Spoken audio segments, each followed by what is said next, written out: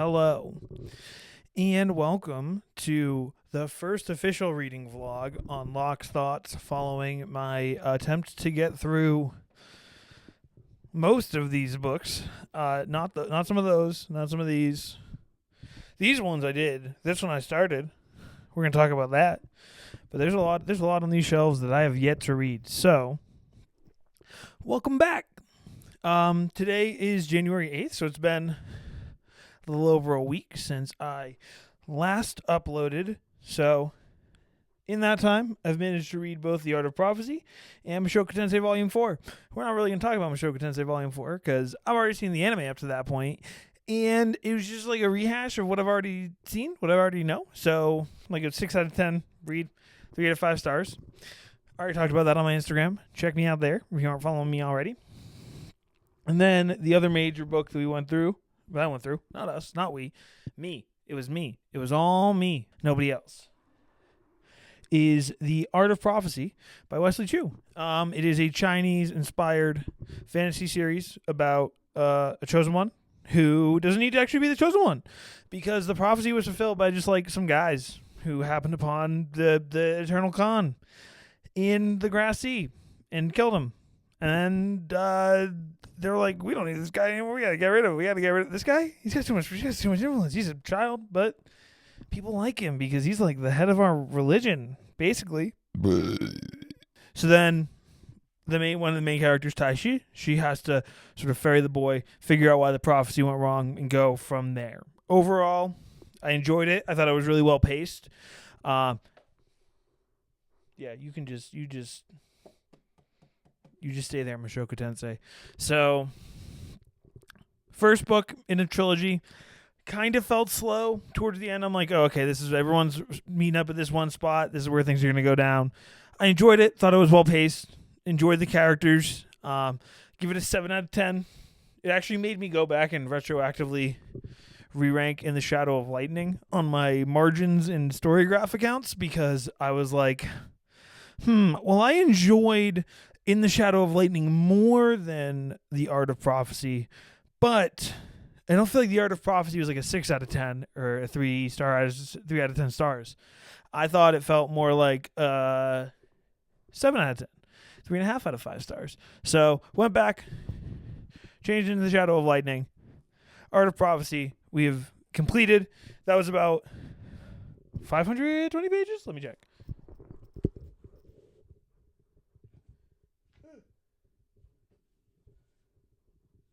I was close. Let the record show I was close. 528 pages. So cooked through that. That took me about 6 days. That was a combination audiobook and reading. Audiobook just because I can listen while I'm at work, dude. And I got a job. I got to pay bills. So that was how I read that. Though it was weird because I'm reading, and I took a semester of Chinese, but I'm reading it, and I'm like, oh, I think I know how these names are pronounced. And then I go to listen to the audiobook, and I'm like, what did you just say? So we're going to dive into The Art of Destiny. I've read about a page of it, so we'll see. I'm excited to see where it goes. Clearly there's something more going on. The Eternal Khan is called Eternal for a reason, because it takes more than just some guy sticking in with a spear to keep him down forever. So prophecy might still be on. Our boy, John, he might need to get better at fighting because he was pretty bad. So we'll see. We'll see where it goes. So Art of Destiny is up next. It is a nice blue color. I do like the color and the art, the covers of all of Wesley Chu's books. The Art of Legend, just the most recent to come out just this past year. I think if I can do some mental math, I think I know who this character is. I think this character is Sali. So we'll see if I'm right or not. Who knows if I even figure it out? Because I'm pretty sure that's Lin Taishi, who's the main character of the first book. Oh, that might be... Let me turn around. That might be... What's her name? Kisame. Which I kept in my head. Kept thinking about Kisame, the shark man from Naruto. So, not him. Kisame, she can, like, dip into shadows. She's like a shadow monk from D&D. She's like in and out of the shadows, teleporting around, stabbing people, killing people. She likes killing people a little too much. Ling Tai Shi, she's like a master. She can't use one of her arms, but she's like really good. She can ride the wind. Oh, let's back up here for a minute. I'm going to do a full thoughts video on probably the whole War Arch saga, because that'll feel more complete, more coherent thoughts to say, because I really did feel like not a ton happened in this book, just enough to keep me going to the next one. But it did, granted, Avatar also inspired by like Asian culture, the Earth Kingdom very much influenced by like Chinese culture. And so you could feel it felt. I did a little bit. I looked at some other reviews of this book. Definitely saw one that said feels like Avatar for adults. Now I wouldn't go that far. It feels very Avatar adjacent, but I would not call it Avatar for adults. So, yeah, Kisame, she can like go in the shadows, and Ling Tai Shi, she can like ride the wind. She can like manipulate air currents. So she's like a pseudo airbender, but like. Yeah, pseudo airbender. That's the best way to put it. And then who I think this is Sully. She is one of the like bad people, the Katuya. Not bad, but like the opposing force. Her job is like, she's like, I gotta find the new Eternal Khan because he gets reincarnated. So that's what she's up to. And she has like a whip but it can become like a spear. It's called a tongue. She's a Viper Strike of the Katuya people. They got rolling cities. Those are pretty cool. I'm going to save all this for the thoughts video. So we're going to pause on those. So that's where I'm at. Math, my phone's there because that's what I'm recording on. I think as of right now, my total pages completed is in...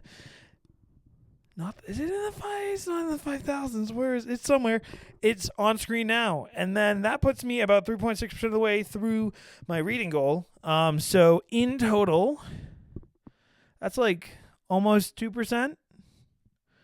Almost. So we're making good progress. If I can complete 2% a week, that's like a year. But I feel like some of these are going to go a lot faster because we got light novels. Down there you can't see them, but like they're all like this guy here. They're all light novels, and this like I can read in like a day. So like I can start churning through those. Solo Leveling I'll churn through. The Monogatari series I'll start chewing through that. I got some manga up here. Vinland Saga, that's like a day read. I'd imagine some of these books. I also have I'll deal with Bakemonogatari later. I also got like Rick Riordan, the sequel series to Percy Jackson. That'll probably be easy read. Some more manga. So we'll see. Garden of the Moon, that's going to take longer. I know I started Garden of the Moon once, and it's confusing. Moonspawn? Moons?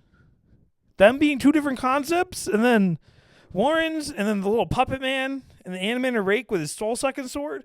It's a lot. Anyway, we'll get there when we get there. But for now, 2 books down, 105 to go. Please wish me luck. And make sure to like and subscribe because call to action. I'll do that. I remember to do that in this video. Like and subscribe if you want to see more. Follow me on my Instagram page, Locke's Thoughts. I post more frequently there with like updates and reading more like short reading vlogs and like, hey, I finished this book. This is my next book. So check it out there if you want to see more of me. Thanks. Bye.